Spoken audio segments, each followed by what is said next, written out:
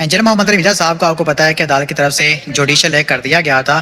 तो इसके बाद एक प्रोसेस होता है कि हर 14 दिन के बाद उस बंदे को जब अदालत में पेश किया जाता है, अदालत उससे पूछती है कि भाई आपको जेल में कोई तकलीफ तो नहीं पहुंचा रहा, कोई अदारा जो आपसे आपके साथ जुल्म तो नहीं कर रहा। तो इस तरह जब पूछा जाता है तो इंजीनियर मोहम्मद रमीजा साहब का आपको पता है कि आज 14 रोज़ का जो जुडिशल रिमांड था वो कम्प्लीट हुआ और आज जो अली भाई को अदालत में जो पेश करना था। अब इस हवाले से इंजीनियर मोहम्मद रमीजा साहब की आज अदालत में जो पेशी हुई तो अदालत ने इंजीनियर मोहम्मद रमीजा साहब का मजीद 14 दिन का जो जुडिशल रिमांड मंजूर कर लिया। अब इसके हवाले से मैं आपको बता दूं कि ऐसा मामला नहीं हुआ कि इंजीनियर मोहम्मद रमीजा साहब के हवाले से जब अदालत में बहस चली हो कि भाई मुखालफिन के वकुला ने दलाइल दी हों, जज साहब के वकुला ने दलाइल दी हों, फिर जज साहब ने कहा हो कि नहीं जी अब इसको दोबारा जो जुडिशल रिमांड के ऊपर भेजते हैं। ऐसा कोई मामला नहीं हुआ, ये कि नॉर्मल जो प्रोसेस है, ठीक है।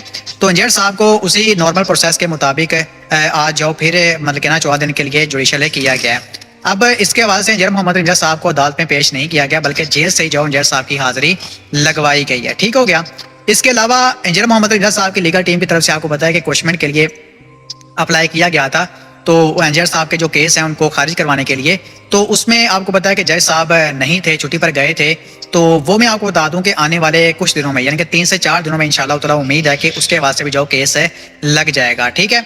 और इसके अलावा आपको पता है कि इस्लामाबाद हाई कोर्ट के अंदर एक वकील साहब ने एक केस जो दायर किया था, इंजीनियर मोहम्मद रमीजा साहब के वास्ते दरख्वास्त दी थी कि इस्लामी नज़ाती कौंसिल ने अपने जो इख्तियारात से तजावुज़ किया है तो उसके वास्ते आप जवाब तलब करें।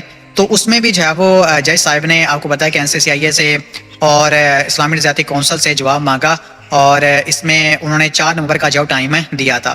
तो अब उसके वास्ते भी आप समझ लें कि 4 नवंबर तक है, तो तभी जो उस वास्ते पता चलेगा कि क्या वो अदारा जवाब देता है, ठीक है। तो इंजीनियर मोहम्मद रमीजा साहब की लीगल टीम क्या पता जो आने वाले दिनों में इंजीनियर मोहम्मद रमीजा साहब की बेल के लिए दोबारा जो अप्लाई करे जो हाई कोर्ट में। जो छोटी कोर्ट्स होती हैं उसमें तो आपको पता है कि हिस्ट्री में कभी भी जो इस तरह केसेस में बेल नहीं मिलती। जब भी इस तरह के मामला होते हैं, इस तरह के जो बड़े केसेस होते हैं वो बड़ी अदालतों के अंदर ही जाओ लड़े जाते हैं। तो इंजीनियर साहब के हवाले से क्या पता उनकी लीगल टीम आने वाले कुछ दिनों में जाओ इंजीनियर साहब की बेल के लिए दोबारा जाओ अप्लाई करें हाई कोर्ट में।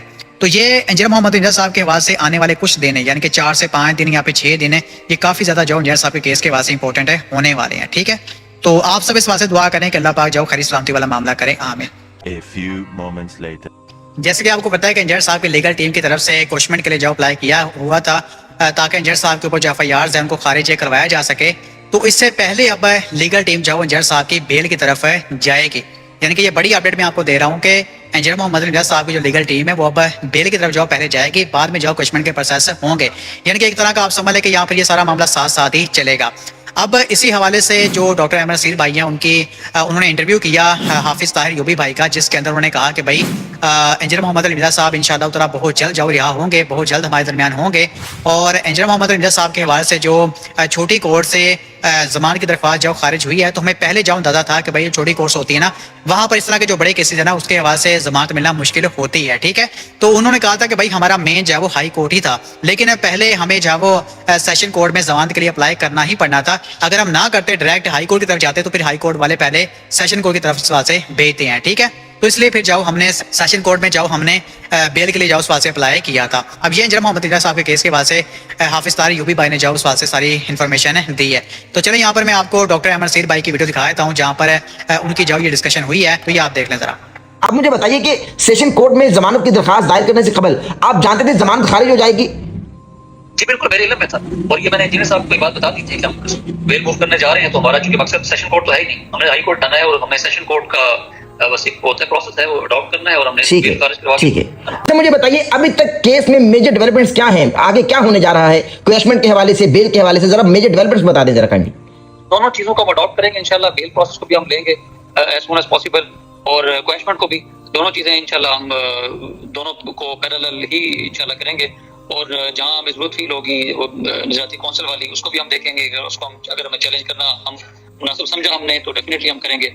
और लेकिन उससे पहले हम बेल का जो प्रोसेस है उसको इंशाल्लाह कोशिश करेंगे उसको अडॉप्ट करें। और हाफिज साहब ये 16 तारीख को क्वेश्चन की प्रोसीडिंग है ऑनरेबल हाई कोर्ट में, क्या समझते हैं नताइज क्या आने वाले हैं? नहीं, उससे पहले हम बेल की तरफ जाएंगे, बाद में इसको प्रेस करेंगे इंशाल्लाह। यानी 16 तारीख से पहले आप बेल की तरफ जाएंगे? जी अल्लाह आसानी के मामलात फरमाए, बिल्कुल सही है। अच्छा मुझे बस आखिरी सवाल है, मुकदमात के इखराज का आपने बता दिया, अल्लाह तबारक व तआला फजल के मामलात फरमाए। मजीद कितने दिन है इंजीनियर मोहम्मद रमीजा साहब के जेल में, जमानत कब तक हो जाएगी? इंशाल्लाह एज सून एज पॉसिबल, बहुत जल्दी वो रिहा हो जाएंगे इंशाल्लाह। और इसमें ज़्यादा टाइम नहीं लगेगा। बस जो प्रोसेस है उस पर थोड़ा सा टाइम टेकिंग होता है इस तरह के केसेस में, चूँकि इसमें मजहबी सेंटिमेंट्स हैं और बाकी चीज़ें हैं, तो आपने उन चीज़ों को भी तमाम एड्रेस करते हुए एक लीगल एक फाइट को करना होता है आपने। तो ये आम नोयत के जो केसेस होते हैं उससे थोड़ा डिफरेंट होता है ये।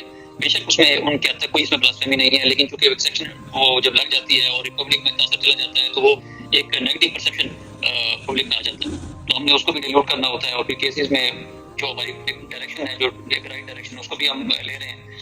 और मुझे उम्मीद है इंशाल्लाह ये ज़्यादा लंबा नहीं चलेगा ये, और जल्दी इंशाल्लाह हो जाएगा।